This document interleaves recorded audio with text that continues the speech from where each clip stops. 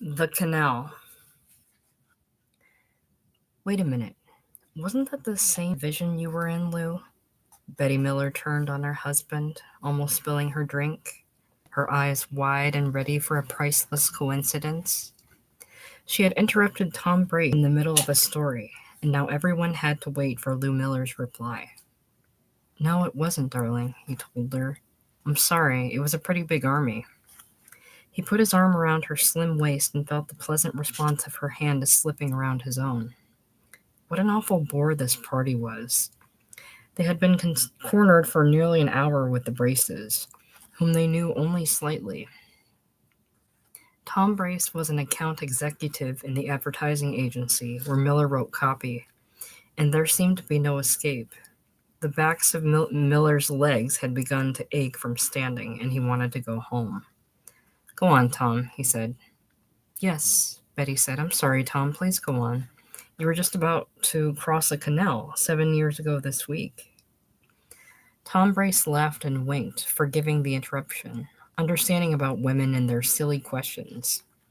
No, but seriously, Lou, he said, what was your outfit? Miller told him, and while Betty was saying, oh, yes, of course, Brace stared at the ceiling, repeating the numerals. Then he said, why, by God, Lou, you guys were right on our left in that very job I've been telling you about. The canal deal? March of 45? I remember distinctly. Miller had been vaguely afraid all along that it might turn out to be the same canal, and now there was nothing to do but agree that yes, as a matter of fact, that was right, in March of 45. Why isn't that marvelous? Nancy Brace said, twisting her pearls with an elegant index finger. Brace was flushed with excitement. I remember distinctly. He said, you guys crossed the canal a good deal further north than we did, up to our left, and then we circled back and met each other in a kind of pincer movement a couple days later. Remember? Well, Jesus, boy, this calls for a drink. He handed around fresh cocktails while the hostess's maid held the tray.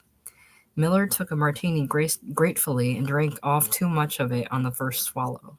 It was necessary now for the two husbands to pair off briefly to discuss details of terrain and hours of attack, while the wives got together to agree that it certainly was marvelous.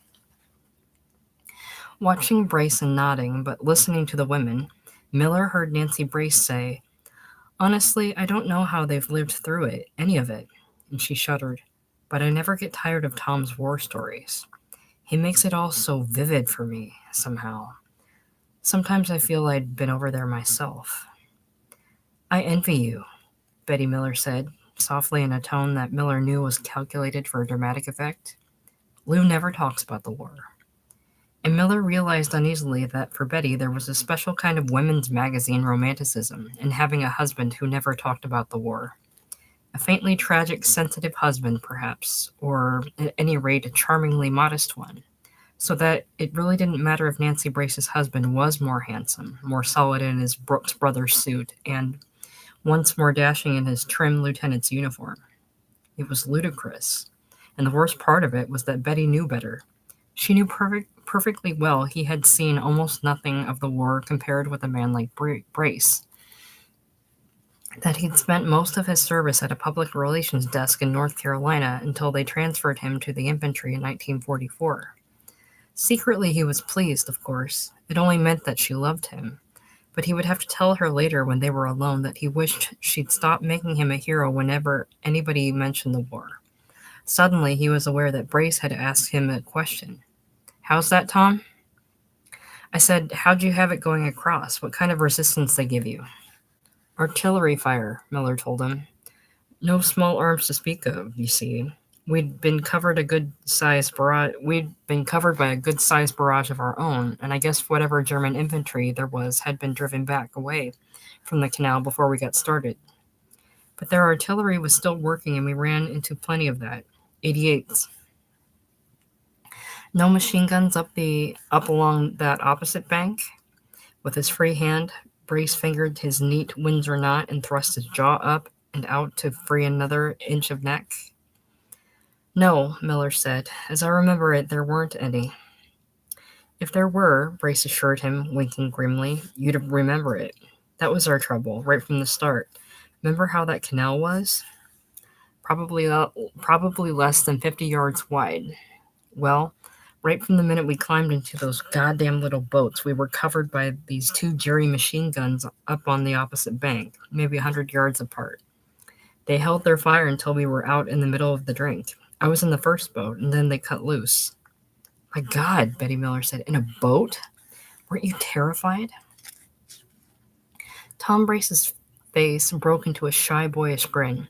Never been so scared in my life, he said softly. Did you have to go in a boat too, darling? Betty asked. No, I didn't. I was just going to say, Tom, that up where we were, we didn't need boats. There was this little footbridge that was only partly blown out, and we just used that and waited the rest of the way. A bridge? Brace said. Jesus, that must have been a break. Get your vehicles and stuff across? Oh no, Miller said, not on this bridge. It was only a little wooden footbridge, and as I say, it was partly in the water. There had been a previous attempt to cross the canal that day, you see, and the bridge had been partly destroyed. Actually, my memory of the bridge itself is very vague. It might even have been something of our own engineers had tried to put up, come to think of it, although that doesn't seem likely. He smiled. It was a long time ago, and the fact of it is I just don't remember, Tom. I've got a pretty poor memory, to tell the truth. To tell the truth. But to tell the truth, Miller thought, would be to say, poor memory, hell. I've forgotten only what I didn't care about, and all I cared about that night was running in the dark, first on the concrete of a road, then on dirt, then on boards that trembled underfoot, sloping down, and then in the water. Then we were on the other side, and there were some ladders to climb. There was a great deal of noise. I remember that all right. Well, Tom Bray said, if it was at night and you were under artillery fire, I guess you weren't paying much attention to the damn bridge. I don't blame you. But Miller knew that he did blame him. It was inexcusable not to have remembered about the bridge. Tom Brace would never have forgotten a thing like that because too much would have depended on his knowing. He would have had a plastic-covered map stuck in his field jacket under the grimy webbing straps, and when the men in his platoon asked breathless questions, he would have known, coolly and without excitement, the whole tactical situation. What kind of unit were you in, Lou? Rifle company. What'd you have, a platoon? It was Brace's way of asking if he had been an officer. Oh no, Miller said, I didn't have any rank. Yes, you did too, Betty Miller said. You were some kind of a sergeant. Miller smiled. I'd had a T4 rating in the States, he explained to Brace, in public relations, but it didn't amount to anything when they kicked me into the infantry. I went over as a rifleman replacement, a PFC. Tough break, Brace said, but anyway, isn't a T4 the same thing as a sergeant, Betty asked. Not exactly, darling, Miller told her. I've explained all that to you before.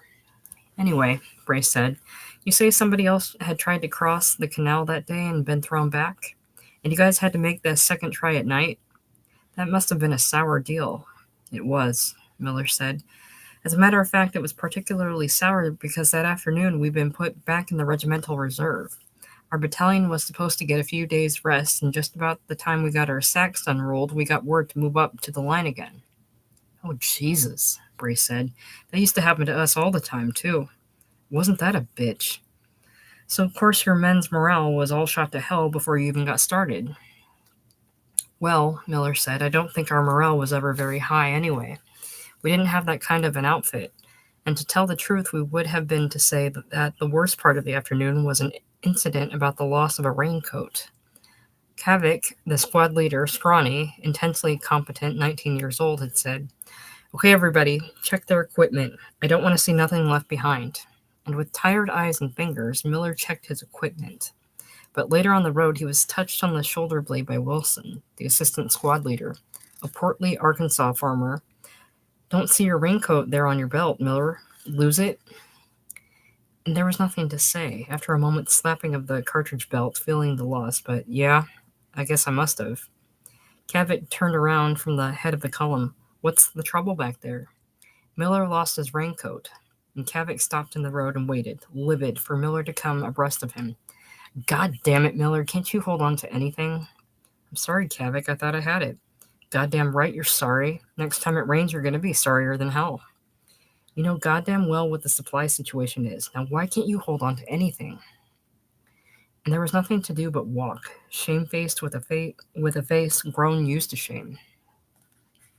That was the worst part of the afternoon, to tell the truth. What the hell happened to that maid? Tom Brace said. Do you see her, honey? I think she's in the kitchen, his wife said. I'll go root her out. And she strode away, hips twitching prettily in an expensive cocktail dress. Tell her we're all dying of thirst, Brace called after her. Then he turned back to Miller. So what happened, Lou? This is really interesting to me, finding out what went on up in your sector that night. Did your company make the assault or what? No. One of the other companies was the first to cross, Miller said. But it amounted to the same thing for my squad. I mean the squad I was in, because we were farmed out to work for the battalion wire section that night, carrying spools of communications wire across the canal. And we followed right after the first company. I see, Brace said. But actually, it was a good deal because we all had to worry about what. But actually, it was a good deal because all we had to worry about was getting the wire over and staying out of trouble. And then after the crossing, we got to hang around while the battalion CP was set up. We goofed off all the next day before we joined our own company again. Wait a minute now. You're getting ahead of the story, Brace said. I want to hear about the crossing itself. You said you had artillery on when you crossed. Started before we crossed, Miller said. There was no avoiding it now. As I remember it, the artillery started coming in when we were still a couple hundred yards from the canal on the road. Was this at night? Betty asked. That's right. Idiots, were they? Brace said. That's right. And now it was all there. The 7 years dissolved, and it was all there. The dark gray road lined with black trees, the shuffling columns of men on either side, the familiar pain of bandoliers and straps of webbing gripped his shoulders and neck, and there was a new pain cutting the flesh of his hand, a looped and knotted strand of communications wire from which hung heavily a big steel spool. Some of the spools had handles, but Miller had drawn one that didn't, and there was no way to carry it without cutting his hand. Stay together now, Wilson urged in a hoarse whisper. Everybody stay together. The only way to stay together in the dark, 5 paces apart, was to concentrate on the dim blur of the next man's back, Shane's. Shane's back was short and square, the helmet rolled low on his shoulders. Whenever it grew too dim, Miller hurried a few steps to catch up. When it seemed too close, he held back, trying always to keep the 5 paces. There was a quick fluttering rush of air and a slam somewhere on the other side of the road. Like great collapsing centipedes, both columns of men rolled into the ditches. Miller fell flat on his belly. It was a good deep ditch, and the spool banged into his kidneys. Then there was another fluttering rush and another slam, closer this time, and in the shocked silence before the next one there were the inevitable voices. 88s and keep moving, men, keep moving. Miller had raised his head just enough to see Shane's boots sprawled in the dirt ahead of him, and touched them with his fingers. When the boots moved, he would move too. The next one was much louder. Slam! And Miller felt something clink on his helmet and spatter across his back. From across the road there was a tremulous, almost apologetic voice. Medic! Medic! Where are you? Over here. Here he is. Keep moving, men. Shane's boots moved and Miller followed, scrambling to his feet and running crouched over, rifle in one hand and spool in the other. At the next fluttering rush, Shane and Miller both hit the dirt in the time. Slam! And then they got up quickly and ran again. Everybody was running now. Across the road, a new voice broke from baritone to wild falsetto. Oh, the blood's coming out. It's coming out. It's coming out. Quiet. Shut that bastard up. It's coming out. It's coming out. Where are you? Keep moving, men. Keep moving. Shane's back ran on in the darkness, swerved to the right up onto the bald surface of the road again, and then went straight again, faster. Miller lost it, ran faster and found it. But was it the same back? Wasn't this one too tall? There was another fluttering rush. The back sprawled out on the road and Miller fell beside it. Slam! And then he grabbed its shoulder. Shane? Wrong man, Mac. Miller started to run again. At the next rush of air, he ducked convulsively without changing his stride. Slam! And went on running. Shane? Shane? He slowed down to keep in step with a short figure, a lieutenant he saw by the white smear on the helmet, who was jogging along calling, "Keep moving, men," over his shoulder. With absurd politeness, he said, "Pardon me, sir, can you tell me where the wire crew is?" "I'm afraid not, soldier, sorry." At least the lieutenant, too, was rattled enough to be absurdly polite. "Keep moving, men." Miller pulled ahead of him, then cut out across the road. At the top of the road's crown there was another fluttering rush, and he dove for the other side like a ball player sliding home just in time. Slam! A figure lay prone in the ditch. "Hey, Mac, you seen the wire squad?" There was no answer. "Hey, Mac." Still no answer. Dead, maybe, or maybe just scared half to death. Miller ran again, and it wasn't until much later that he thought, or maybe wounded. My God, I should have stopped and felt his heart call the medic. But he ran, back across the road again, only ducking for the shells now. Slam! And sometimes not even ducking, thinking, my God, I'm brave. Look at me. I'm on my feet and everybody else is falling down. He was sure he had never run so fast in his life. The road ended, turned right or something, and he ran with the crowd straight ahead, down a wide slope of muddy earth. The barrage was mostly behind him now, or seemed to be. Then there was the bridge, with men jostling and crowding. Take it easy, you guys, take it easy. And then the sudden cold shock of water up his legs. Just ahead of him, a man fell headlong with a heavy splash, and 2 or 3 others stopped to help him up. The shore was like the other shore at first, sloping mud, but then came a retaining wall, stone or concrete, 15 or 20 feet high in the darkness. Somebody muttered, "Ladders, ladders." And Miller, groping, found the dark wooden rungs against the wall. He slung his rifle and clumsily thrust the other arm through the spools carrying wire to free both hands. And then he began to climb, vaguely aware of other ladders on either side of him, and other men climbing them. A boot stepped on his fingers, and he felt the squirm of other fingers under his own boot. The rungs ended short of the top, and there was an instant of wild teetering without a handhold until a pair of arms reached down to help him up. "Thanks," he said, kneeling on the edge of the embankment, and the man ran off. Miller turned back and reached down to grab the next man's hand, and the next man said thanks. All along the top of the embankment there was a babble of voices, excited, out of breath. This way. Which way?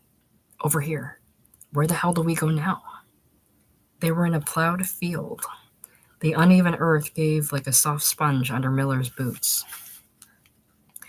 He followed the sounds and the shadows into the field, running again, while the shells rushed over his head to explode well behind him. Slam, slam, slam. Back on the other side of the canal. And it was there in the field that Wilson's voice said, "Miller, that you?" "Wilson, Jesus, thank God. Where the hell you been?" "Where have I been? My God, I've been looking all over hell for you." "Keep your voice down. Got your spool?" "Sure, I've got it." "Hang on to it, and for Christ's sake, stay with us this time. Come on." "So what happened?" Tom Bray said, after you got to the other side. Miller closed his eyes and passed his hand over them. "Well," he said, "after we climbed the retaining wall, we were in a plowed field." "Retaining wall? You mean you had a goddamn wall to climb? We didn't have anything like that down where we were." "Well, it wasn't bad," Miller said, "because there were these ladders running up the face of it." Brace frowned, picturing it. "Ladders? Seems funny the Jerrys wouldn't have knocked them down, though, doesn't it?"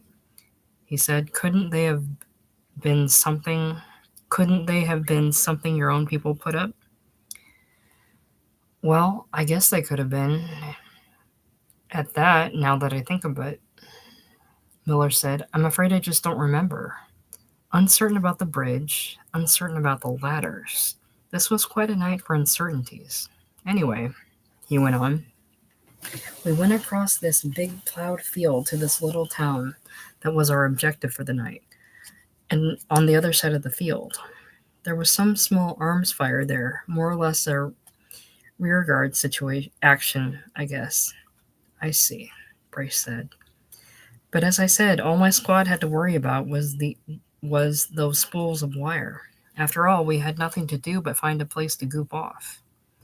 In the first thin blue line of daylight, they were crouched in the shelter of a wall, listening to the stutter of machine guns down the street and waiting to be dismissed from the wire detail.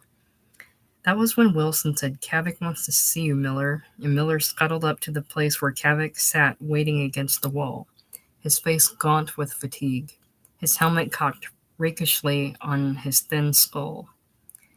Miller, what the hell happened to you back there on the canal? I lost sight of Shane during the shelling. Well, why in the name of Christ can't you keep up? It wasn't a question of keeping up, Kavik. All right, never mind all that, Miller. I'll put it this way. You give me more goddamn trouble than all the rest of the men in the squad put together. You're more goddamn trouble than you're worth. You got an answer for that?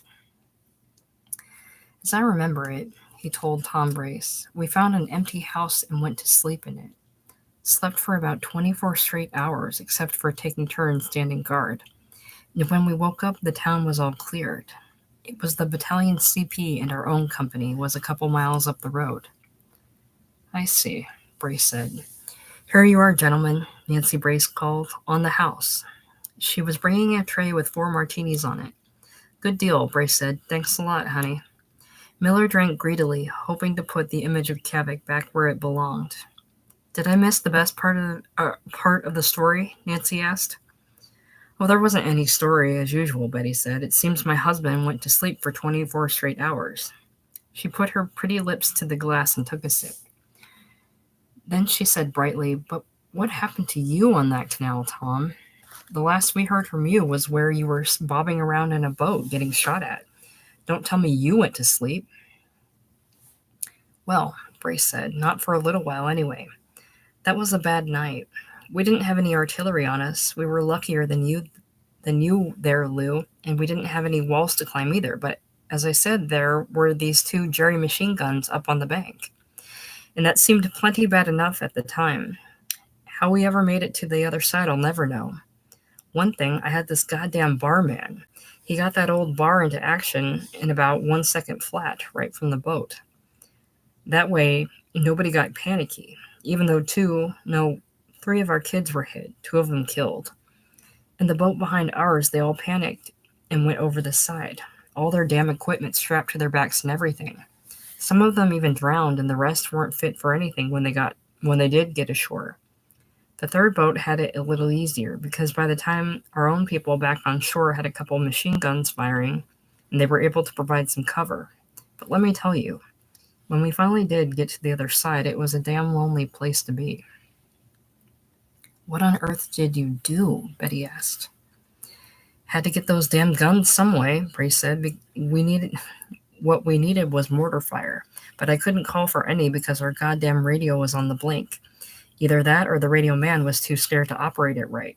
Of course, I figured the people back there had sense enough to start putting down some mortar fire anyway without being asked, but where we were, exposed and all, we didn't feel much like waiting around for them to make up their minds. Brace paused and put his empty glass on the low table beside him. He pulled out a pack of cigarettes, shook one loose, and stuck it in his lips, leaning forward to accept a light from his wife.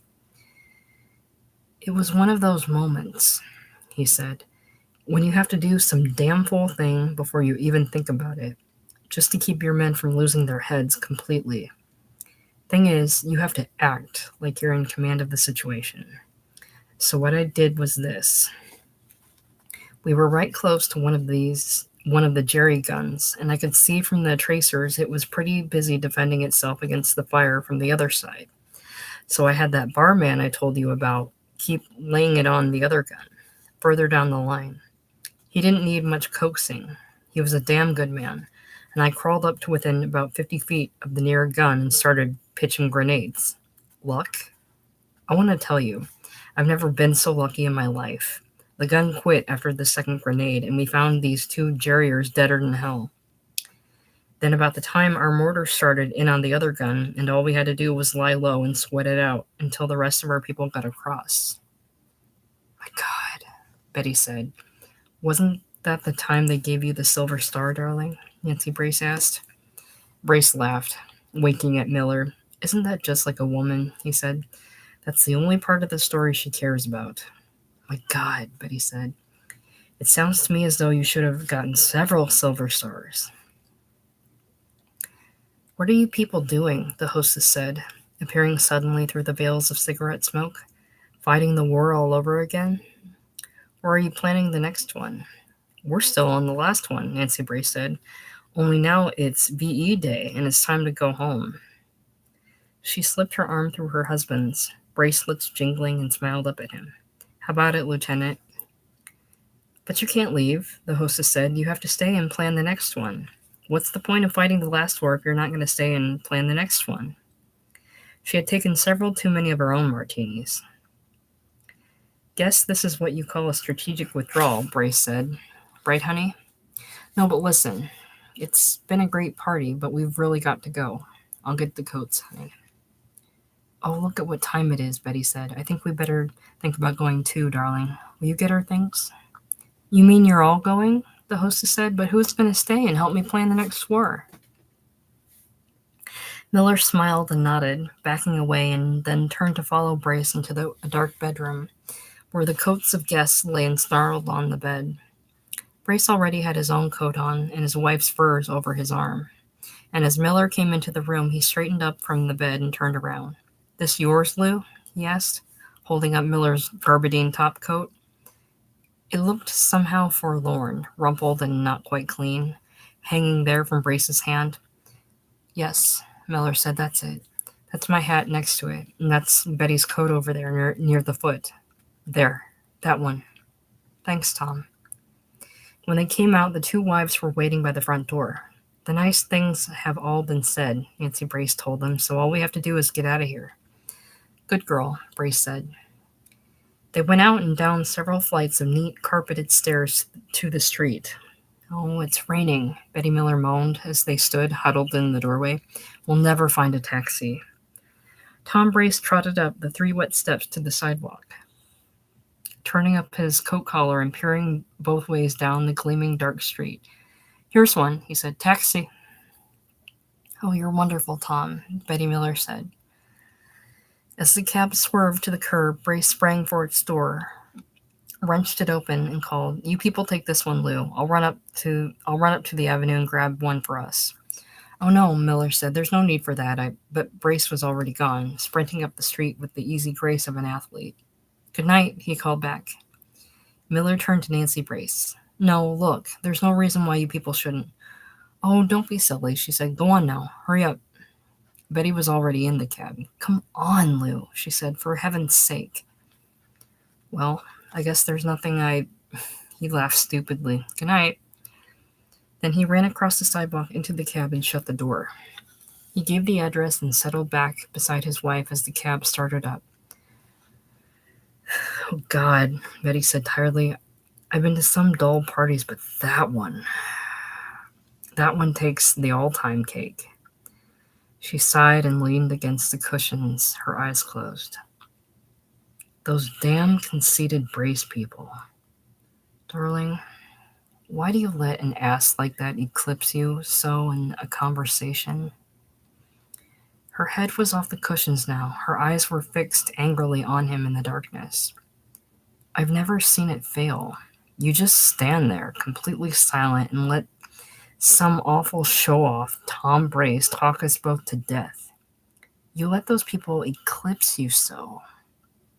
Betty, Miller said, will you do me a favor? And he watched her frown turn to a look of hurt in the light of a passing street lamp. Will you shut up? Will you please, for God's sake, shut up?